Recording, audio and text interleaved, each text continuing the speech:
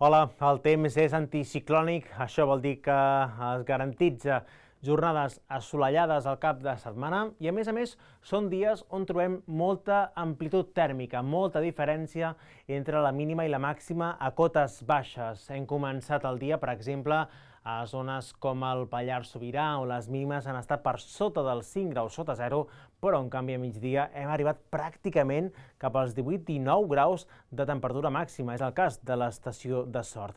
També hi ha inversions tèrmiques. Les temperatures de matinada són més baixes a cotes elevades, en canvi a cotes més altes, temperatures més altes. I aquí amb el mapa de la pressió en superfície el que veiem és que mantindrem un cap de setmana sense l'arribada de pertorbacions actives. L'anticicló, per tant, garanteix aquesta estabilitat, aquesta situació de temps molt tranquil, dissabte amb sol, amb aquestes temperatures que, com diem, poden ser més baixes a cotes baixes i aquesta inversió tèrmica, però a migdia notarem suavitat de temperatura.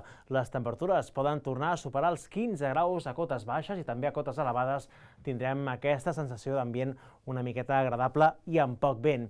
Diumenge mantindrem una situació molt semblant, amb temperatures fins i tot que al llarg d'aquest cap de setmana podrien ser una miqueta més elevades durant el migdia. En canvi, les matinades encara mantindrem temperatures baixes, glaçades, bastant generals, i tot plegat amb aquest diumenge, també amb sol, amb alguns núvols poc importants, potser més freqüents cap a la cara nord del Pirineu, però sense precipitacions. I la setmana vinent, com començarà? Doncs amb poques complicacions, amb aquest temps també molt tranquil dilluns, amb alguns núvols prims poc destacables i amb unes temperatures que podrien tocar sostre tant de nit com de dia, temperatures més altes i potser a partir de dimarts pot començar a baixar la temperatura.